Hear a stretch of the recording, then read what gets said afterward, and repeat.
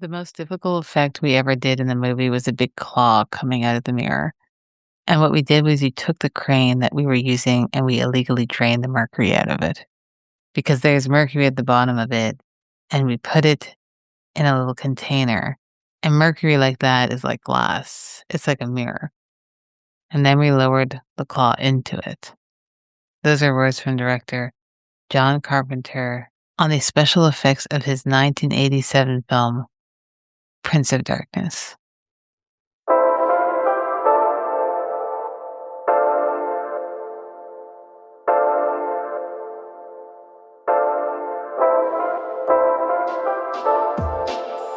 Seeing Faces Movies, the podcast where each month I focus on the works of a different director or cinematographer, and each week I invite a guest on to discuss a film in the artist's filmography. I'm your host, Felicia, and today we're talking about Prince of Darkness. So a very quick synopsis of the film is: a priest discovers an ancient canister containing a strange liquid in an abandoned church. When a group of graduate students and scientists are tasked with studying it, they unknowingly unleash an evil force waiting to destroy all of humanity. Tagline for the film is, "Where are you, Christ?" The film stars Donald Pleasance as priest, Jameson Parker as Brian Marsh, Victor Wong as Professor Howard Byrick, Lisa Blount as Catherine Danforth, Dennis Dunn as Walter, and Susan Blanchard as Kelly. It's written by John Carpenter, cinematography by Gary B. Kibbe, directed by John Carpenter, edited by Steve Markovich, music by John Carpenter and Alan Howarth, costumes by Mark Peterson, and special and visual effects by Kevin Quibble, Jim Danforth, and Robert Grasmere. I have back on the show Darragh McGrath. I don't know, is this your third episode since lifting your ban? Not overall. Since lifting the ban. I think it's only my second since lifting the ban. I think I came back for Tarnished Angels and then the Prowler. The So this is your Prowler. third. Well, yeah. So Wow. overall, I've lost count. It has been, some might say, too many episodes. So for people who are familiar with the show, you probably at this rate have listened to at least one of the episodes you've been on. So we previously did Ace in the Hole, we did Straight Time, Minnie Moskowitz, Tarnished Angels, The Prowler, and now today we're talking about John Carpenter's Prince of Darkness from 1987. Before we even get into the movie, I should thank you for coming on the show again. You're welcome. And I am curious to hear what your relationship is to Carpenter. I know you've seen quite a few, probably a lot, almost all of his movies, if not all. But I'm curious to hear what you have seen and what, if you remember, what would be the first one you had seen in your youth. I think the first one I saw must have been Halloween or even Big Trouble in Little China, because that was quite a big film when I was a kid. I don't remember anything about that film other than I don't want to rewatch it because it's presumably problematic. But I kind of do want to rewatch it though. But I do remember seeing Halloween as, too young to watch it like everybody else on like a crappy VHS tape. And I remember seeing The Thing. The Thing was the one that kind of really hit me. I remember seeing it like really late night on TV when I was like, 13 or something like that, not knowing that it was a John Carpenter movie and being like it's very similar to that X-Files episode that was getting it backwards, kind of like that. But yeah, I remember seeing that and being like really loving The Thing, and that being kind of my, like a lot of people, it's the main movie for John Carpenter. And then I kind of tried to track down as much of his stuff as I could at the time. This is back in like the early DVD days, probably like ancient times. So yeah, just kind of going through like The Fog and Prince of Darkness was one of them. I really like Prince of Darkness, which I actually saw, just to jump ahead to this film, I saw for the first time from like the halfway point. You get home from work or whatever, or from a night out with your Uh-huh. friends, and you turn on the TV and it's like midnight, and so I was like halfway through the movie, so I watched the second half of the movie. So yeah, I remember watching that, and that was not one that was easily found. It was only in the last year really that I've watched some of his kind of filled in all the blanks and stuff like that. So I watched his mostly often not great films, but we recently rewatched or watched sorry Vampires and Ghost of Mars, which were his later ones. I watched Starman, which I did not enjoy. I know some people love Mhm. that movie. It looks good, but I just don't like Jeff Bridges as Jesus, and he appears as Jesus in many of his movies, I think, uh, or at least two of them recently that I've watched. That and Fearless. Um, I Oh. watched Dark Star and In the Mouth of Madness, which was quite good actually, and then Village of the Damned. I watched like a year or two ago. Mhm. But Prince of Darkness specifically, I remember being like, um, I was just like I was kind of taken with it for some reason. I know it's not. Some people don't like it. Some people think it's a bad film. Um, or they think that it's like one of his weakest films, which I don't know. I don't agree with that, but I can see why. I think the cast and stuff like that are kind of unknowns, and it's a somewhat generic plotted film, but it's I don't know. I like the kind of vibe of it quite a bit. I don't know. I know people don't like it. There's some people who don't like it, but I don't know why. And I don't know if it's because they think it's kind of boring. Um, which I guess if you're expecting Halloween most of the time, then you might find this slow. But I mean, he's only made a Halloween-esque movie once. Or they were expecting something like The Thing, which is also slow a lot of the times. And a lot of these movies have similarities with The Fog as well. Is a I think is the closest thing to this movie, but I think The Fog is more boring, even though it's kind of a better idea, but it's kind of more boring or more fun idea with the ghost pirates and such. But yeah, I think they are quite similar in even the way they're made. I've seen a lot of those movies too, and definitely watched a lot of those later ones more recently. And I know last year was it this previous or this most recent October we did a Halloween rewatch, and at least I personally really don't enjoy Halloween, and I wish I kind of had never rewatched it and just remembered it as a teenager because I was like, this is stupid. I said it in another episode, so it's not the first time. I know controversial take, but it is what it is. Halloween's kind of interesting because without John Carpenter, the kind of movie kind of sucks.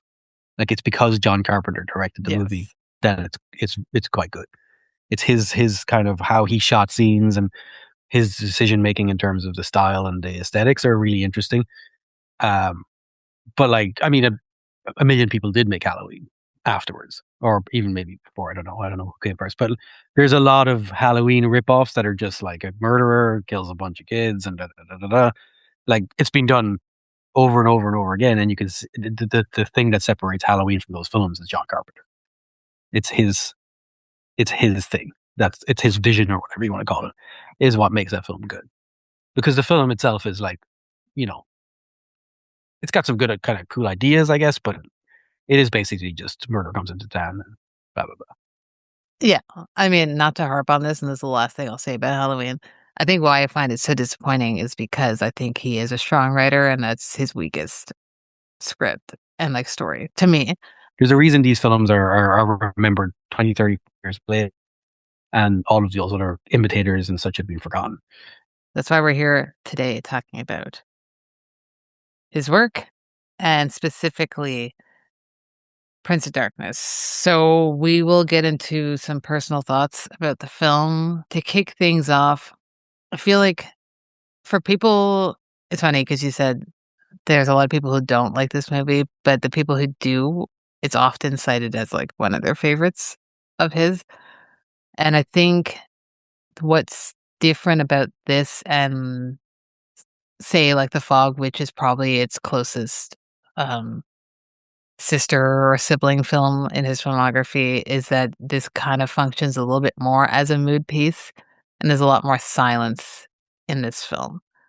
And he does the music, but then there's a lot less music in this one than there is in his other films. I think it's because this is a direct parallel between his writing and his obsession with like H.P. Lovecraft, which he explores again in The Mouth of Madness, which is I guess a sequel to this one. But it's a lot more of a slow burn, this movie. And I remember, as like a side note, one time walking in like years ago and you were watching the movie, and I just was kind of off put by how quiet everything was. And I just was like, I don't know if I can get into this because I feel like there's going to be a lot of jump scares, which there is. But it's a lot more quiet as it sets up who the characters are, what they're doing before they get into the church. So before we even get into the church, I'm wondering how you feel about the idea of this movie being more of a mood piece and more of a, I guess, a slow burn than his other films that, and it takes a while for any sort of horror imagery or gore to appear. And I think maybe that's the reason why people find it a bit more boring. Yeah, and I think maybe to me it's sort of like a very like comic book artists and stuff talk about this about how when they start out they're putting in all the bells and whistles and they're over detailing and all they're putting in all the work so you can see the work. And as they grow and progress as artists, they become more and more simplified to the point where you can just draw like a few lines. It's an image. Um, and it might take hours and hours to get to the point where you can figure out which of the three lines you need to draw.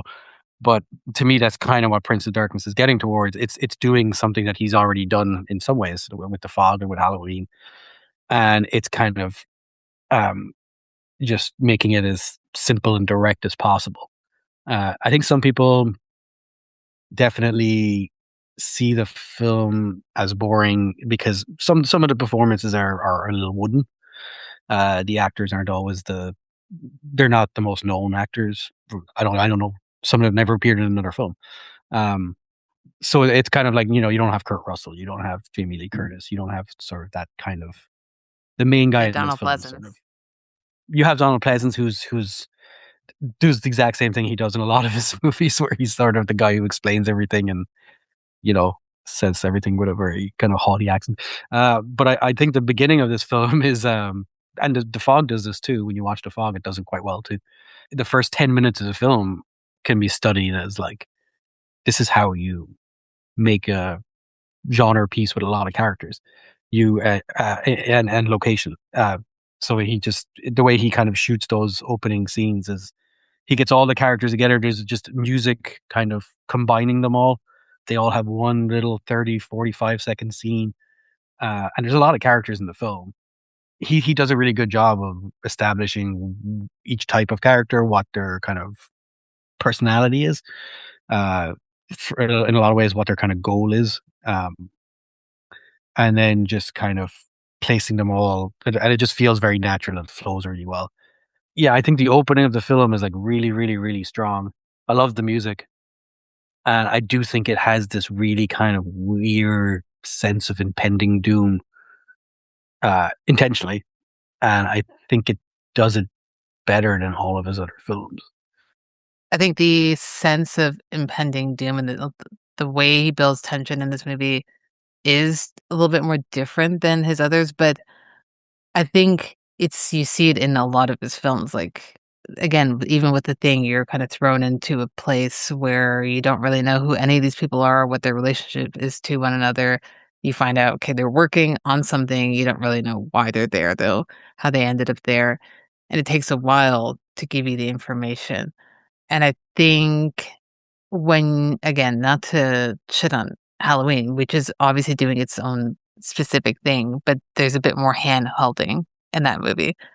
But it does the kind of it is the H.P. Lovecraft thing of there's kind of an indication that obviously things are not going to go well. The Donald Pleasance arrives at the church and the homeless woman kind of the bag lady or whatever you might call her, has the maggots inside the cup. It's all this unsettling stuff, and then yeah, it just kind of builds and builds and builds until sort of all hell breaks loose. literally. I mean, whenever you hear him talk about Lovecraft specifically, he always talks about how he crafts his like H.P. Lovecraft crafts his stories and how there's a lot of lead up and sometimes the reveal isn't until like the last couple sentences and how that is a slow burn. And I think that's how he's done a lot of his films. And it's maybe a little bit more of a slower burn in this one. And I think it's kind of what people complain about with people who don't love Christine either. They're like, it's just a lot of seeing the teenagers and their lives and not as much horror. And it's weird to me that he's kind of known as like this master of horror, which he is, but not the horror that I think he's not a slasher person. Like that's just he just did one slasher movie. He did So the ultimate one. Yeah, and then he yeah, was I like, I'm good. mean, I think if it works for you. If it doesn't, I do think that this film benefits, and I say this a lot about a lot of movies, but some films hit you right off the first time, and sometimes you benefit from a rewatch. Because when I finally did rewatch or watch this for the first time a few years back, we did it for film club, and I know you and I watched it also because you hadn't seen it in a while, and I liked it, didn't love it. I thought maybe I was like, it's fine, but I got a lot more out of it on this watch. I thought it was really good. Religious horror is not something that's new, and it's not something that he started. We see a lot of that, one of the most popular ones being The Exorcist, but religion and horror have just been intertwined since the dawn of the birth of that genre in writing, and I think how it plays out in this film is really interesting because it turns the evil into less of a spirit or something that's overlooming, but turns it into something a little bit more tangible that's like quite literally locked in a In the vial. tank. Yeah. Yeah, tank is a better word. And then it does take form that we kind of only see towards the end. I'm wondering how you feel about the exploration of religion because there's a lot of technical and historical jargon in this movie that I feel like goes over even my head, and I've seen it twice now. But I don't know how important it is um, to understand every detail to just, it is boiled down to this is something that was there and it was hidden by the church. Obviously, a metaphor for many things, many evils that are being hidden by the church. How are you feeling about how he explores that? I think Carpenter likes the idea of like the hidden worlds. Mhm, With they live, for example, like there's something underneath the surface, and he's basically taken religion and said, what if everything we knew about religion has is true, but there's something that they like cut out because they didn't want people to find out about it. So this idea that they found, the source of evil and they buried it and all this kind of stuff.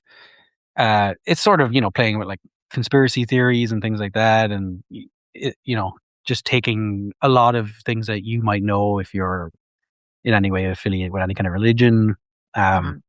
or if you were raised in kind of any kind of uh, Christian Western country, which would have been the main audience for this film. And it's kind of saying, well, there was something else going on underneath it. So you kind of you already know the stories, or you already know the kind of basic history. And for me, it worked really well. There are like, it is basically just info dumps by Donald Mhm. Pleasance when he's in a room and he's just, they're going through, well, this is what actually really happened, and it's kind of, which is fine for me. It's a genre film, so it's like, it's okay. You can just have your info dump and let's get on to the fun stuff. Um, but I find all those kind of things interesting, and when she's translating the Bible or whatever it is, Yeah. the book that they have, the kind of evil Bible that tells the true story. Uh, and it's kind of slowly revealing things, and it's kind of, I like it. I think it's a good way of building suspense and building kind of dread. It goes into the kind of the other world stuff of like another, not dimension. I don't know what. I guess it is another dimension, kind of like Hellraiser. where there's something underneath the surface that we can access if we're aware of it, and that might destroy us. And I just that's kind of a cool idea. And that religion is in many ways the way to access that thing. The amount of information that you get in this and how it is kind of dumped on you at the start, and the characters that he uses, because I think it's important that there are students. It is kind of weird that they would get a bunch of students to be involved with, mixing science and religion, but you can't just get normal people off the street to come and explore evils within a church. Like it would make no sense. Then you would have to actually dumb it down for those characters along with the audience. So at least there's an understanding that they know what they're talking about, and we're just here to observe, as opposed to like, I'm going to take you through the history of things, like how they do in which Exorcist is it with Richard Burton? Is it Exorcist 3 or 2? Two, heretic. Yeah. 2. I just, for some reason, this movie, and maybe I should use it as my double bill, it reminds me of, when they go into the whole history lesson part in that movie, and the whole, what is it, like a wasp or something that we're like flying It's around on? it's the things that like eat your crops and stuff like that, whatever they're called. But he does conflate like religion and science, and about how these things can be positive things for the world, and they can maybe help you access positive things about your life, but they're also like warning signs, and they're also the means to your own destruction, the means to your own kind of oblivion. And it's kind of interesting that he uses religion as a way of like, maybe it's a warning and not a something that we all have to like reach for an ideal. Maybe it's telling us that our base nature instincts are what are going to destroy us, kind of thing. I will take your word for it, because I do not know. It's got heavy Catholic vibes. Prince of Darkness, I think. Yes, Yeah, a lot. Catholic horror is the best horror, though, which we've established already before, I think. Such as what? What other Catholic ones? horror is like The Exorcist. The Exorcist. What's that other one that the English actor, is he English, who plays Hannibal? What's the actor's name? Anthony Hopkins. Anthony Hopkins. It's an early Audrey one. This Rose. one, Audrey Rose. Audrey Rose. Audrey. Was that not a Audrey. Catholic horror? Yeah, for the people who've not seen this, they're gonna be like, "What the fuck?" There's a really nice looking, really great cover Blu-ray. It's a terrible movie. I hated it, but Do we have it? no, God, no. I refuse to buy it. You wouldn't have it just for the cover and to say it's hilarious. Just to watch that one scene over and over again. Maybe if it It wasn't was, that bad. It wasn't good, but it wasn't that it bad. wasn't good. It's an Exorcist knockoff. Yeah. Yeah. Anyway. Or it's kind of a The Omen as well. I guess The Omen is a Catholic movie too, right? Yes. Okay. Yeah, that's Yeah. the other one. I'm sure there's many. There is many, but the use of science is obviously not new for him. We mentioned The Thing. Even They Live kind of has it not kind of, is a science fiction, has science fiction elements to it, but the way science operates in here is a lot more overt. It is overt in The Thing also, but we managed to watch a talk that he did with someone from, I don't know if they a BBC person or The Guardian. I think he was a Guardian critic, maybe. Yeah, Guardian critic on. So this is Indicator, right? Yeah. Indicator has released both Ghost of Mars and Vampires. And on both discs, they did part 1 and part 2 of an interview with someone from The Guardian. They talk about a lot of they go through his career essentially up until that point in the 90s, which I don't know what was the last thing that he had just done. Not even really relevant. But he talks about, when he doesn't talk much about Prince of Darkness, admittedly, but he does mention throughout, but especially in relation to this film, his obsession with the Quatermass films, and how he grew up watching those, and how they were a huge influence over his writing and his career. And you see that in this movie, especially. For anyone who hasn't seen and I hate to pass it off to you. Feel free to not if you don't want to explain. I think you like those movies a little bit more, but for anyone who hasn't seen the Quatermass in like a nutshell, what is the movie? What is that universe Uh, about? it's kind of a War of the Worlds sort of inspired British scientists, very kind of down to earth. Well, it's not. It doesn't have all like costumes or Yeah, anything like that. It's a very down to earth sci-fi film, I guess, hard sci-fi yeah, they might call it. Which is there's a lot of talking. There's a lot of men talking in rooms about things that are happening, which builds a kind of sense of excitement about the reveal, and then there's a kind of a reveal at the end, and it's almost like a day in the life of a science fiction scientist kind of type vibe, where something happens at the end, and they're like, "Oh, that's crazy," and then the movie just sort of ends with the kind of the new version of the world that has been established based on the discovery of an alien life form or something like that. yes. Yeah, So, I mean, that it's was the best I very could do. good. No, Yeah. that was a very good description because Yeah. you don't really need to get into the details of it, but I think that's exactly what those movies are.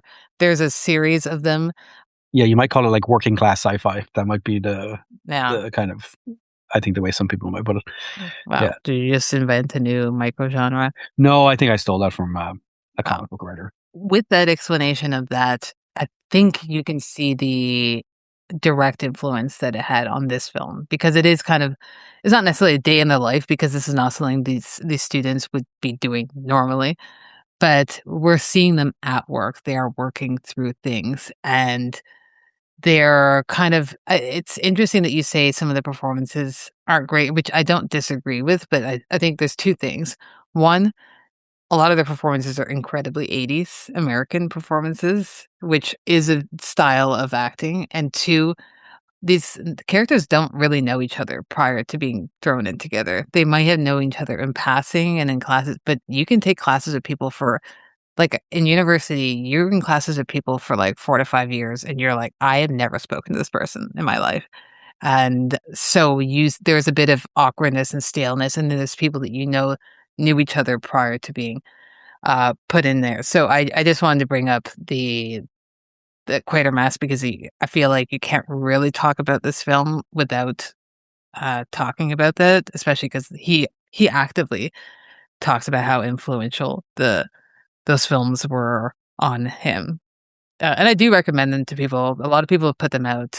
I don't know who it is that released them on Blu-ray, but I can't I know there's remember a lot. either, but I think Is it maybe BFI or Eureka or something? I don't know. yeah, maybe, yeah. I think in terms of the cast or whatever, I think when you look at some of his other films, Carpenter's other films, he has quite a good eye for like character actors who just play like a small role, and you kind of remember, the actors from certain, even in The Fog, like most of the actors are quite good to the point where you're kind of like, why is this person like Jamie Lee Curtis doesn't even need to be in that movie, kind of, but and The Thing, everybody kind of remembers each of the guys from The Thing.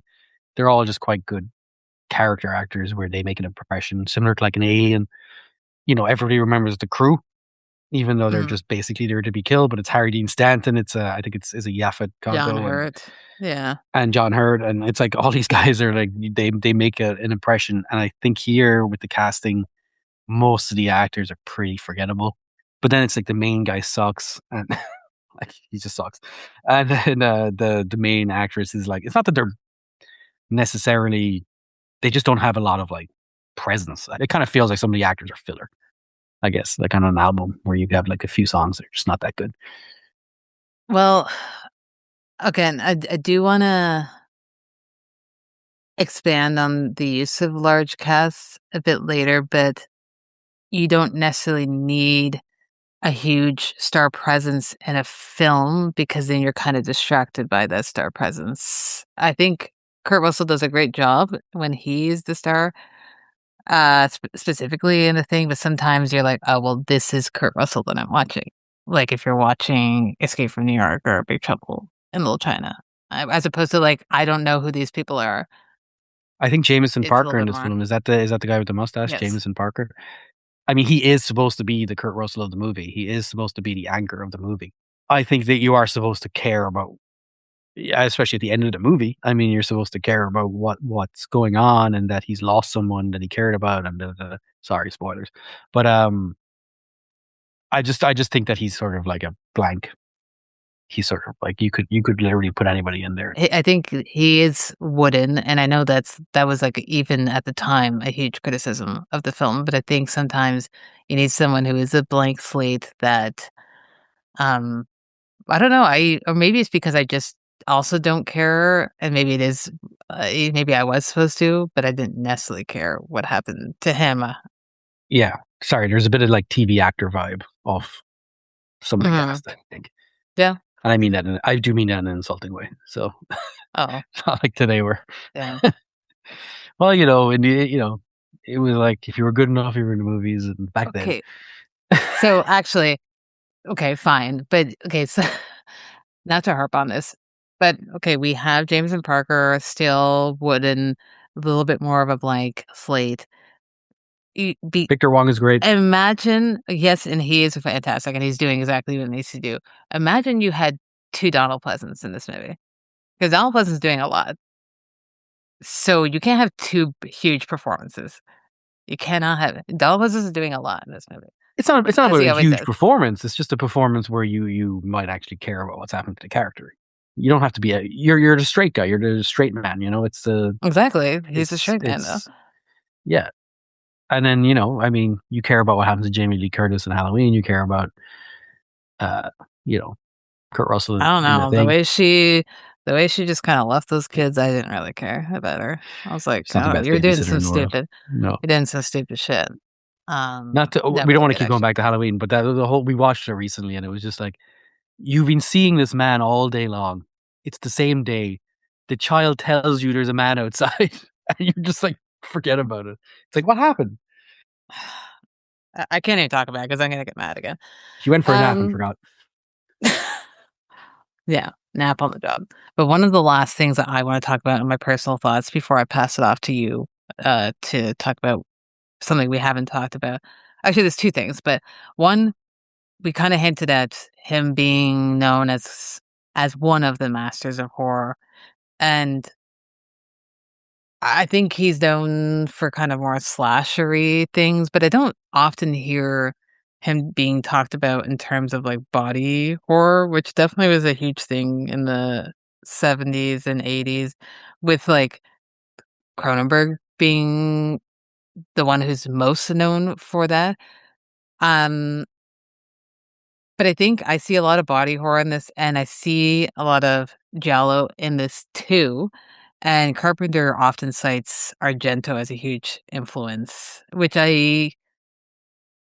when he was saying this and when I was doing research, because he mentioned it on multiple occasions, I was like, I do see this. I don't want to see it because I really dislike Argento and his films and his style of storytelling, but I do see that, especially the second half of this film, and, I do think, this film and I think maybe even he kind of admitted, he's like, it is influenced by Inferno specifically. I don't know if you remember Inferno? Yes, sadly, yes. Yeah, that that is in my it's funny because a lot of people love that. That to me is one of the worst films I've ever seen in my entire life. I not even joking, I hate that movie, but also when he said it, I was like, "Oh, fuck," like, I do see the influence, and I think it's weird that people don't talk about that more often. Do you see the influence of giallo and him being a proponent of body horror? Because if you think about something like The Thing and the use of, practical effects and the body horror that is in that, and that we see in this film too, it's weird to me that he's kind of more seen as, like, more of a slasher director when he quite literally only made the one slasher film, Mhm. as opposed to more physical horror that's not just, "I'm going to stab you." This is more of like a, people's bodies are being quite literally Yeah. transformed. Yeah, I think I mean, there's the natural thing of, well, he has higher budgets now, so he can do practical effects, which is obviously something that he's interested in. So you see that with The Thing, really good practical effects. I think there's really good practical effects in here too. I think some of it's maybe a little cheesy or is on the side of cheesy, and people like It's maybe. the 80s, though. I know the spitting the water out of the mouth thing is kind of silly, but I I thought don't I think it thought it was works good. quite It as was fun. well. Yeah, it's Uh, supposed to. I think it's supposed to be like the pod people, like the Invasion of the mm, Body Snatchers kind of thing, where they kind of point at you and scream. no, yeah. Um, so it's weird that he never made Invasion of the Body Snatchers. That seems like a natural fit for him. I know it When had was the just been remake, remade. though? I think it was 78 or something like that. So Yeah. it had been pretty So, recent. Uh, but that's a natural fit for. That's another Quatermass type film, isn't it? mhm. Um, giallo. I don't. It's not a genre I particularly enjoy or like. I think there's a sadistic side to giallo that I just can't get behind. I think it's kind of it's a lot of it is just to see. They just want to see the death scene, and I don't think Carpenter's necessarily exactly like that. I think he has very like strong kind of those moments or like used for emphasis, but I think he always wants you to feel like I think he wants you to feel like terror or sadness, or he wants you to feel bad that like something is happening. Even some of the characters who aren't very nice, like or they're kind of dickish, or they're kind of you still kind of feel like, oh well, he didn't deserve that. Well, I think with Giallo is like they want you to take a certain amount of pleasure in in the death scenes, and it's like, oh, isn't that cool? Isn't that funny? Well, I think Um, people who are fans of that genre are just waiting for the kills, but I do see specifically the comparison to Inferno, which is a bit more of a mood piece, and I do see even in terms of like the acting style in Giallo is more similar to this, where it is a lot of like wooden steel. It's either wooden or it's like over the top, I which we definitely do see get a bit Suspiria. more. Uh, yeah, I definitely see Suspiria Okay. in there. Um, which is the only Argento movie I actually really think is good. Okay. But we don't need to get the Giallo I fans after don't. us. So they Well, I are don't care. they're They can come after me. I don't care. they're But unified online. yeah, trust me, I've had many a conversation about that, specifically in film club. But they all Mm. now just think it's funny that I hate Jello. It's sort of an infection movie. It's sort of like they've all been infected, and if you get close to them, you're going to get infected too and become part of the kind of evil. Um, so in it, like the thing, who's it kind of becomes this thing of like, well, it's a widespread infection and there's no escaping it. Well, okay, so that brings me up to the last point I wanted to bring up was the open ending in this and him leaving it up to your interpretation and not giving you a clear answer of, she the woman, her name's, Catherine, is taken she sacrifices herself and goes through so that the I don't know, the The wall Prince of essentially Darkness. can be, Yeah, yeah, enclosed. you do see the monster's claw, his hand, Yes. which has like armor on it. I think one of the things people find frustrating is that you don't get to see the Prince of Darkness. You just get to see his hand. I think it's cool, but The it's like hand thing it looks like he's reminded gonna look cool though, right? It's like he's well, got this yes, big kind of armor sort of thing on him, and it's like, he looked what like does the rest of him look like? he looked like the guy from what's that movie that I didn't love? That's like an early Tom Cruise Oh, movie where Legend. Legend. Yes, Doesn't he look you're like the right. guy from Legend? Yeah. I think it doesn't show him. I don't think it shows him. It just shows Yeah, his but hand. the hand looks like he if you Oh, it saw the does. rest Yeah. of the body. When I see the hand, that's what I was kind of thinking the same thing. It kind of looks like this built up devil.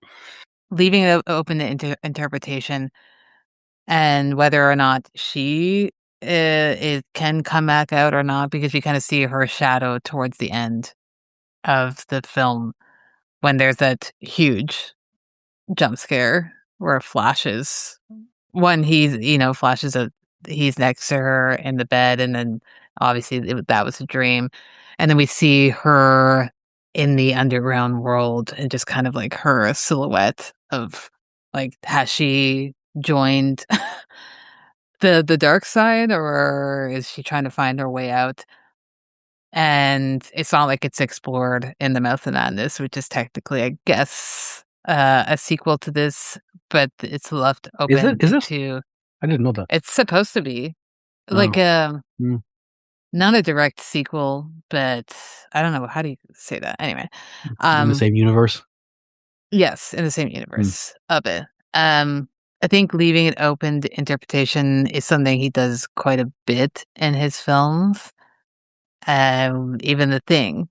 No, again, I don't want to spoil it for people who haven't seen it. I have to assume that if you've seen Prince of Darkness, you've probably seen The Thing, but I don't want. I just know that they leave things open in that one. But does it work for you, this film, or is it more direct than maybe I viewed it? I think for me, what the ending is saying is that basically there's no stopping this. That it's going to keep trying, it's going to keep trying, and it's going to eventually get out. And all you've done is delay the inevitable. You've just foisted this issue onto the next generation, I guess. It's like someone in 50 years when the Prince of Darkness tries to get out again, and now he's going to have, you know, more help probably. Um, and the thing that made me think about it is that, you know, the the poison or the infection spreads. It goes to the unhoused people first because they're living near the church, and it's sort of, and the idea is that it's just it's always seeping out and it's getting further and further, and that's why things get worse and worse in the world. Um, and just that idea that if we're not kind of consciously aware of how we have to constantly be making things better, then things are just going to keep getting worse. I think that's sort of a kind of a cool idea. I mean, I'm reading too much into a silly genre film from John Carpenter, but um, yeah, I think that the ending is quite creepy, and that's why I liked it. I mean, it does finish on a really, I think, an effective jump scare where it's kind of Yes, funny, but it's also like messed up, and it works as a jump scare. Um, but I think you leave the film thinking, well, they didn't succeed. They just delayed it. delayed. Yeah. Yeah. And that's and then you've got that creeping sense of dread and that sort of inevitable doom thing, and I say that so happy, but yeah. So you kind of you leave the film thinking, well, it's going to just keep happening, and it's going to these people are ultimately doomed, and the world is ultimately doomed. I guess, yeah. I mean, that's not different from the world we're currently living in. So it's a direct reflection of what we've been going through and will continue to go through because human beings are the way they are. And like I mean, he made this during the years, I think, of Reagan and stuff. I mean, John Carpenter hated Reagan and Reaganism, and he had a real like I listened to an interview with him like a year or two ago, and he was still raging against Reagan because he's like, this is where all the problems started, which is he's kind of right about in America. Um, Not started, but where a lot of them got amplified to the point where you couldn't turn back anymore. And I think that's kind of what this film was saying as well. It's like, well, the problem now is too big that we can't resolve it now because we've dug up the evil and it's here and it's gotten to people and it's just a matter of time. No, I also enjoy the ending. Is there anything that at the top of your head that we haven't mentioned that you want to talk about? I want to talk about that aesthetic of the video kind of inserts where it kind of is the camera coming around a corner and there's a dark shape inside the doors of the church and the smoke. And then at the end of the film, the last thing is that it's like a VHS tape. Just how he kind of shot that. I think he shot it and then he put it to tape and then he shot the tape. Oh, Um, so he did like it's really kind of an effective little aesthetic thing that he did there, and it kind of helps build a kind of vibe as you were talking about earlier. As a horror movie, it's not like a slasher movie exactly, even though it kind of operates, it's constructed almost like one. But like for you, what are the parts that are actually like scary? Are there any parts that are actually scary for you, or that you find like are kind of creepy? to me, the opening of the movie is creepy. Kind of when the camera's fairly low and just following the students walking around, and the music that happens. To me, that's creepy because I'm just like, what are we being set up for? Because when I first watched it, I had no idea what the movie was supposed to be about. I didn't read a synopsis. And just being more familiar with his work, I just assumed something was going to happen earlier. So I think it's me sitting there waiting for something to happen. To me, that's creepy because I am super afraid of all jump scares. So I'm always just on edge. And I know it's not how a lot of people feel, but I'm always on edge if I think, oh, when's the jump scare coming? When's the jump scare coming? Why is it so quiet? When anything is too quiet, I just assume it's going to jump out of nowhere and it's going to be something that pisses me off. And I'm glad. I do have to say that his use of jump scares is good in this movie. As much as I hate jump scares and I think they're cheap, if you're going to do them, use them when it makes sense and sparingly, which I think it's a lot more sparingly than maybe some of his other films. I think for Carpenter, the jump scare is kind of a way of having fun. It's Yes. like a fun moment where it's almost like a moment of relief because it's like something jumps out. In modern day horror, the jump scare is the point, and I think that's kind of where things have gone wrong a little bit. It's interesting. The cinematographer that he works with mostly only worked with Carpenter and didn't really do that many movies, but this was his first. And then They Live. They also do In the Mouth of Madness, Village of the Damned, and Escape from LA, Vampires, and Ghost to Mars. He only did 3 other movies that were not Carpenter films, one of them being RoboCop 3. The last thing he did was a film called The Librarians from 2003, which I am not familiar with.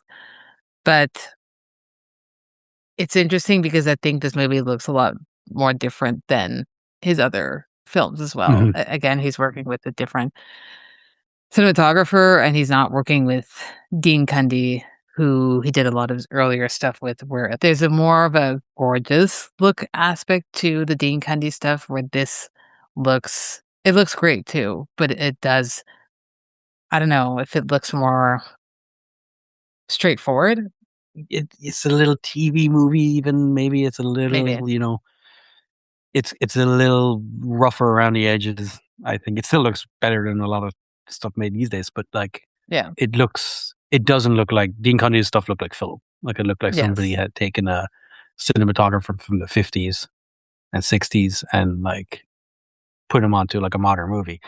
This is more like an 80s movie, like which works I think really well for They Live and stuff like that. But Hmm. It does work more for They Live, and although In the Mouth of Madness does look really good. In the Mind of Madness looks great, yeah. But this style works a little bit more for They Live than Prince of Darkness. I do wish Dean Cundey had shot Prince of Darkness because I think his style would have worked a little bit better. But it's also like Dean Cundey is like a master of his craft. When you look at the look of The Fog, it's like The Fog is one of the most, even though I don't love that movie as much, it's one of the most beautiful films I've seen recently. And this does feel a little like maybe he is trying to make it look like a Dean Cundey film, and you know what I mean. It's he's kind of trying to. Well, we need it to look like the other horror films that he's made. Yeah. Um, Well, we can't all be Dean Cundey. That's for sure. Someone to aspire to, but we can't all be Dean Cundey. Let's get into the second segment, before and after. So, as noted, Prince of Darkness is from 1987. What he does right before this, a year before in 1986, is Big Trouble in Little China, which is actually the last time him and Dean Cundey worked together. I don't know. I don't think anything happened between them. It's just that's how life works out, and that's how things go. And Dean Cundey was booked and busy, especially doing those two back-to-back Back to the Future films that he does a couple of years after this. So I imagine your fee goes up after Back to the Future. You become a budgetary concern at that point. I have to assume maybe that's what it was. He couldn't afford him. Maybe they couldn't afford him because if you do know anything about Carpenter, is he's a huge name who just does not get budgets still, which I think is a problem for a lot of directors, even modern ones that are like the old school, like the Coppola. I think Scorsese gets budgets, but it's tough because you've got a reputation to live up to, but you aren't getting the reputation isn't getting you the budgets that you maybe deserve or need. Um, Even if the idea isn't that big of an idea, you know. So it can be kind of tough, especially when you're working with cinematographers who are a really important part of your visual aesthetic. And then they're getting taken by like, well, now he's working with Spielberg, or now he's working Yeah, with and Zemeckis. he's within the Spielberg world of those guys. So But and we're talking about Dean Kennedy, especially because again, he shot Big Trouble in Little China. The quick synopsis of that film, it's about a truck driver played by Kurt Russell, and he gets embroiled in a supernatural battle when his best friend, Wang Shi, green-eyed fiance is kidnapped by henchmen of the sorcerer Lopan, who must marry a girl with green eyes in order to return to the human realm. So there's a lot going on in this movie. I haven't seen it in a long time. We used to watch it a lot as kids because I think we must have had a VHS copy that we would watch at my dad's in the summers. And I thought it was a lot of fun. We thought it was a lot of fun. And it kind of is maybe without even purposefully being his kid-friendly movie because there's a lot of silliness in this movie. And it is very much something that would appeal to a kid who wouldn't see that it's offensive. Maybe kids now because kids are more aware, but back then, when we're even watching this in the 90s, we're like, "Oh, it's just a lot of fun action kung fu movie," if that's an American kung fu movie, but, the writer of this, um, declined to make the film himself because the writer was also a director, and he, like, a year before this, or a couple of years before this, had made The Adventures of Buckaroo Banzai Across the Eighth Dimension, which I still haven't seen, I wanna see it, but he directed that, and he had also written this, and the producers wanted him to direct it, but he's like, "I've already directed this style movie, I don't wanna keep doing that. I wrote it, you can have it." So the studio approached Carpenter because they knew that he had done action style films before, and he also mostly not mostly, but a big reason why they also want him because he works very quickly, and they're like, "He's going to get this probably not only on time and within budget, but ahead of schedule because he works very fast." So they're like, "Let's get Carpenter on to do this," because they wanted to do this, and Carpenter was a big also along with being a big science fiction and horror fan, loves Hong Kong kung fu films and was excited at the idea that he could make his own, which he does, whether you like it or not, but he did say that he went into this being like, "I want to make sure this is not about the white savior who's going into a realm that is not his own." That's why he makes that character so stupid, and everyone else is smart. Now people can read it, in different ways. That's what happens when you make a piece of art and you put it out. People are going to read it whatever the way they want. I think I could see his intent. Whether it succeeds or not is a different question. I think it's a fun and stupid movie that would only be made in the '80s. You would not be making this movie now, and sometimes it's fun to look back on those movies and be like, "Wow, that was a thing," and still get some enjoyment out of it. I wouldn't consider it one of my favorites, but it's a nice time capsule, I think, to look back and be like, "Well, the '80s were a wild time, I guess." I wouldn't know, wasn't there, but I know you were. I was, yeah. They were a wild time. But I watched. I haven't seen it in years. I did kind of want to rewatch it and didn't get around to it. But even as a kid, we watched it a lot. We used to like rent it from the video store, and watch it, and I mixed that and Tango and Cash up quite a bit. Um, Oh, so I just think it's just the two guys. But I do remember understanding that it took place in a sort of comic book world, mhm. basically. That it was like a pulp adventure, pulp detective. You know, like the that's unfortunately where a lot of those like the Fu Manchu kind of racist tropes came from. So, and it was kind of like an update of it was playing with those ideas, and maybe it's been so long I don't even want to really get into it because I don't remember the film that well. Um, but it is playing with those tropes quite a bit. Um, but I did understand as a kid, this is not the real world. This is a clearly it's kind of a comic book movie, like a set in like a 40s, 50, that's the kind of vibe they're going for, I guess. I think it was a pretty successful movie.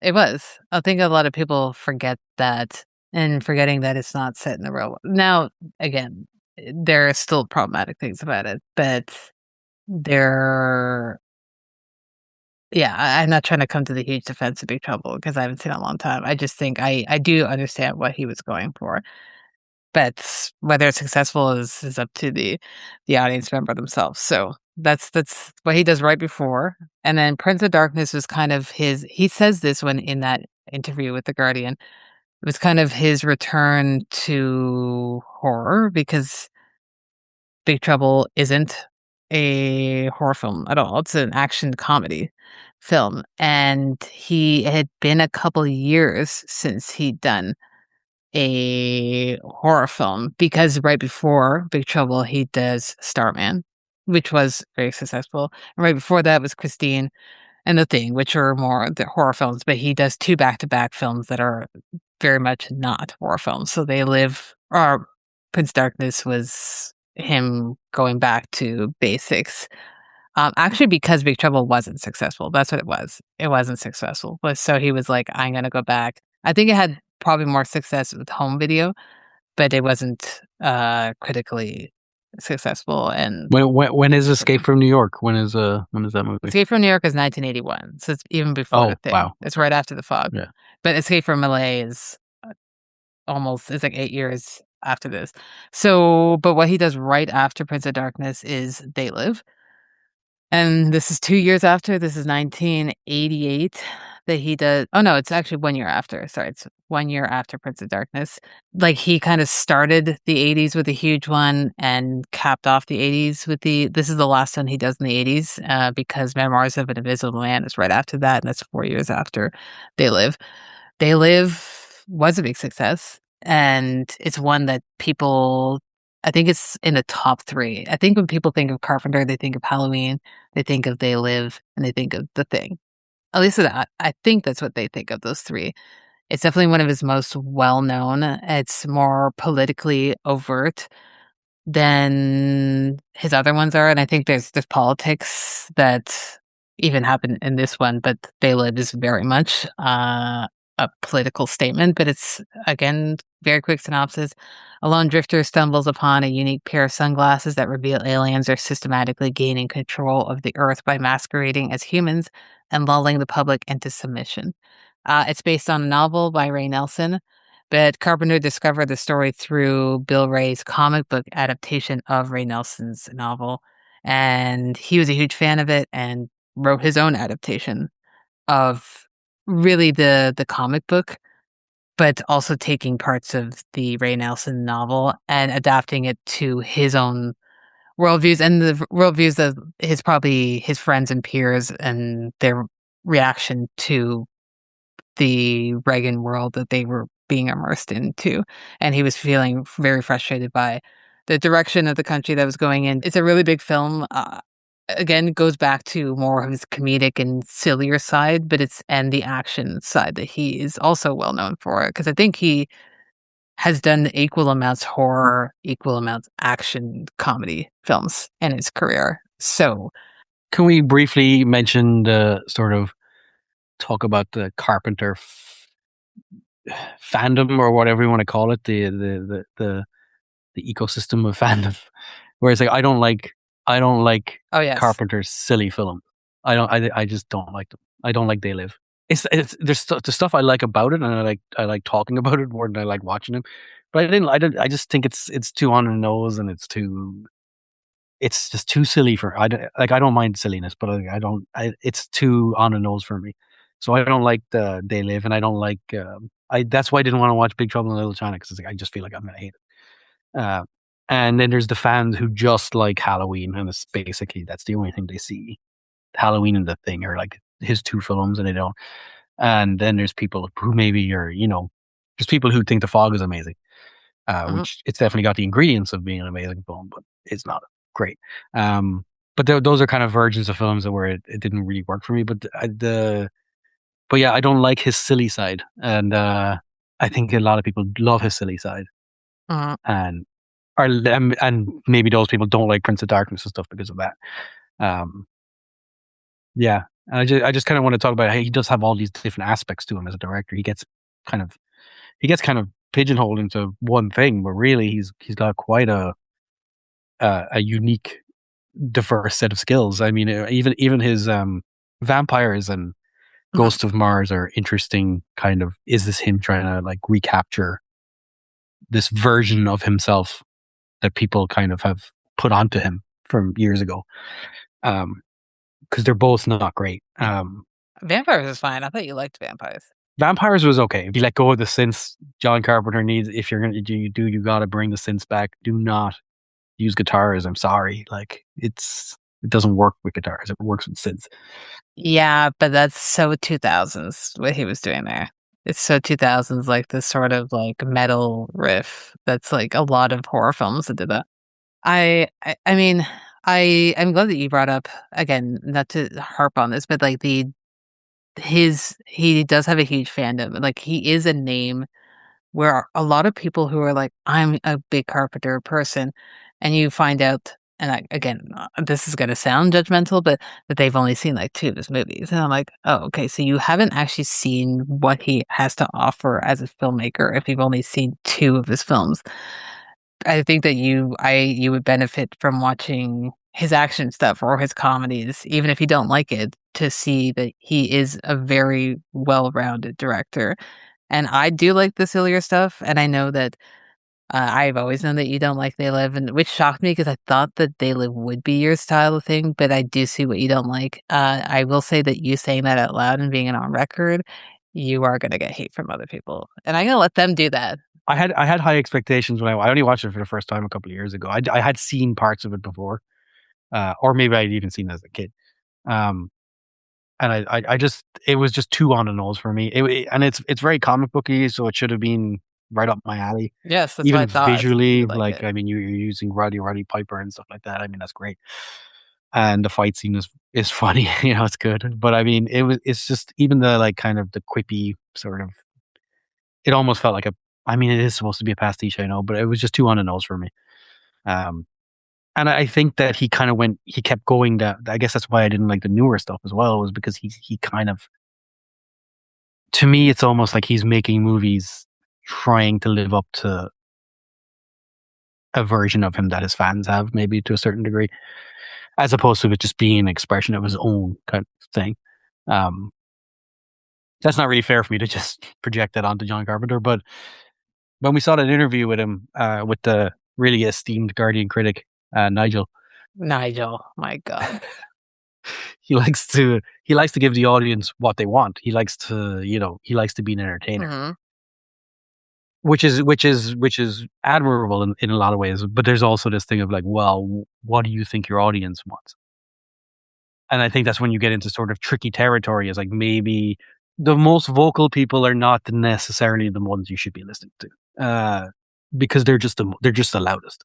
Carpenter, if you're listening, feel free to come on the show and defend your honor. Yeah, I'm sure he'd have some words for me. But no, I can see that side, and I do think that's why that's something I was leading up to, kind of with this one specifically, and maybe why it doesn't resonate with people is because they have a vision of what Carpenter is, and when he doesn't fulfill that vision, to them, it's just not a good film. Carpenter's Halloween is a thing. That's for a lot of people, I think. You did say you wanted to talk about Dennis Dunn. You had some words about Dennis Dunn.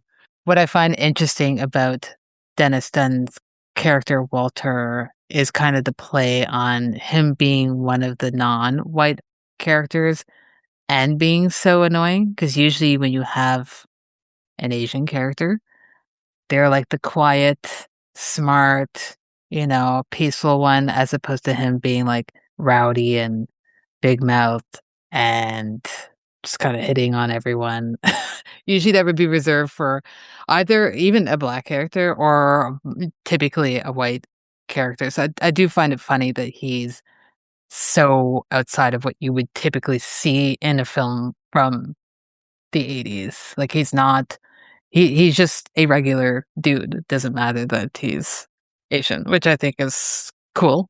Um, whether people know or not, but I just always find it funny that he was that character. And I think I talk about this in especially Assault on Precinct 13, but his casting, like I don't think he is ever some characters obviously are race based, but sometimes just like, hey, this was the best actor for the role. No, I like him in it. Yeah, he's really good. He's the thing I always remembered, like when I saw it when I was younger and stuff. That was the kind of character that kind of maybe he should have been the lead. I don't know.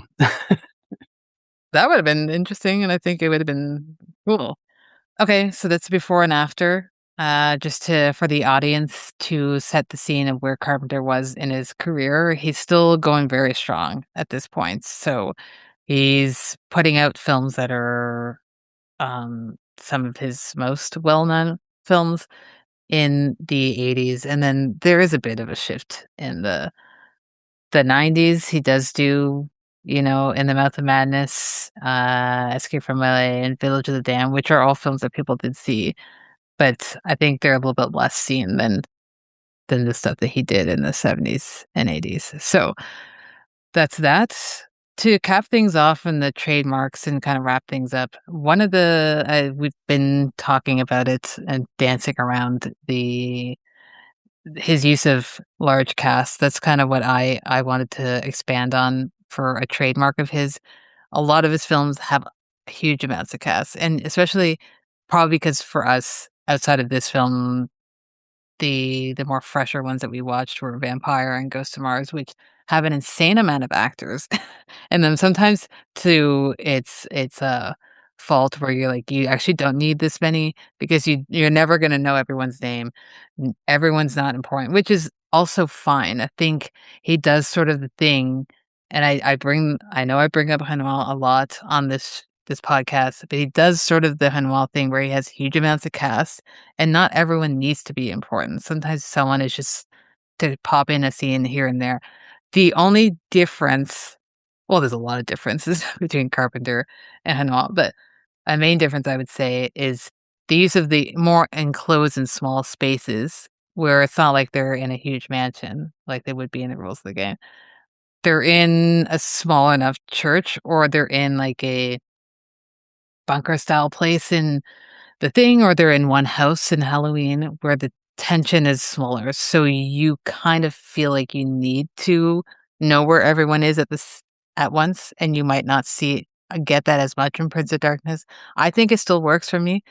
I don't think everyone needs to be have like a more leading character. Like there are lead characters, and even then, I don't even think for me. I know that the man, like, Brian and Catherine are supposed to be the leads, but I don't even really see them as leading the story. I think they're just the ones who last kind of the longest, and that there's the romantic element to it that makes it seem like more of a lead. I think this is more of an ensemble movie where some people are just there because they play a small role, and their role is to die at some point. Um, But for you, someone who is familiar with Carpenter, how do you think he operates with large casts in this film and in his broader filmography? I think he's really good at establishing time and place. The Fog is actually a good example of like the opening of that film as well. I think it does a really good job of bringing all the characters together. There's too many characters. There's like to the point where it's like, well, not everybody needs their own little story, and some of these characters could have been amalgamated. I think it works better in Prince of Darkness because each person serves a function within the kind of team. You have the translator and you have the guy down, and for the first guy, with the beard, and he's who's like the AV guy or whatever, and you have all these guys who are doing different roles. With the Fog, it's kind of like a bunch of strangers, or sorry, I mean they're townspeople, but like they don't all serve really any function, and a lot of them don't die. So there's not even that. But Mhm. he's always really good at establishing like the town. Halloween is a good example of it. It's basically one street in a neighborhood, and you get a kind of sense of the geography of the town. So he's really good at kind of establishing time and place, and just very efficiently using this small amount of screen time to kind of get across a character, where they are, when they are, and what they're doing and what their function is in the movie. And I do think if you're ever making a movie with like an ensemble, if you watch the beginning of Prince of Darkness and you watch the first 5-10 minutes, you will get a good lesson in how to do that. And you don't have to give everybody a 20-minute backstory and make the movie 4 hours long. Well, exactly that. I think why it works here and why it works in a lot of his films, but especially here, is because he doesn't give. He's like, you don't even need to. Sometimes it's like you hear that character's name once and it doesn't matter what the character's name is. You just know that they're there to translate, they're there to set up whatever tech, and because those people would be there and a team that is assembled like this. It's interesting because you said earlier, why he was using students or whatever, and it's like well, none of these people want to be there. It's the weekend, right? It's like, oh, we don't want to be working in school for the weekend. So they're all sort of in the same vein of like, well, none of us actually want to really be here. There's a few guys who want to be there because they're nerds, but but like a lot. But and then that's the whole thing. Like it's just like a class of people who are just like they're obliged to be there, and that's the reason. Hmm. I think, again, not to continue always bringing up Panama, but last thing I'll say is I think another big reason why people don't love this is because they are a little bit overwhelmed by the cast and they're like, well, I don't know who everyone is and I don't know why they're there. And I think you just need to step back a moment and be like, you don't need to know everyone's life story because it's not even relevant. We don't get anyone's life story in this, not even really Donald Pleasant's character at all. So I think you just knowing why they're there is the point. So that for me works. I am gonna ask you if you have any final thoughts that you want to expand on before we get to the double bill. So yeah, so for final thoughts, I would say just I think give this film a chance and, come at it maybe as not as a kind of branded Carpenter film, even though it's very much a Carpenter film, but just come at it as like a fun, effective horror film. I think it is a fun, effective horror film, and I think it kind of it's not perfect by any means, but it. I think it sets out to kind of create this atmosphere, and I think it achieves it pretty well. And it's got Alice Cooper, so come on, let's have some fun. I have to agree, and that's on record, me agreeing with you. So I do have one last question before I let you go today, and it's a double bill question. If you're pairing this film, Prince Darkness, with another film, what are you pairing it with, and why are you making that double bill? I had amazingly forgotten about this question, even though I've listened to every episode of Seeing Faces in Movies. So until you mentioned it at the start, I was like, "Oh God, Yeah, I'm gonna go I first. have not come up with a movie." No, I instantly came up with a movie. So, which is the best way to do it, I think. It's kind of similar. It's not very different, but it's a movie called The Church by Mikhail Soavi, I think his name is. I think you watched this, did you? Oh Yeah, yes, yeah, the Jala one. yeah. It's sort of yeah, it is, I guess. Yeah, but it's the one where the cover is like it's just a mound of bodies. Um, Yes. yeah. When did you watch this, I watched it. or did we watch it No, together? I watched it in like during COVID. I watched it like 2021 or something like that. Oh, you had Uh, seen it before me. Okay, yeah, I think you watched it separately actually. Yeah, and Asia Argento's in it as a kid. I did. I watched it for yeah. I watched it was on. Yeah, Michael Soavi was a director who I think worked a lot with Argento and those guys.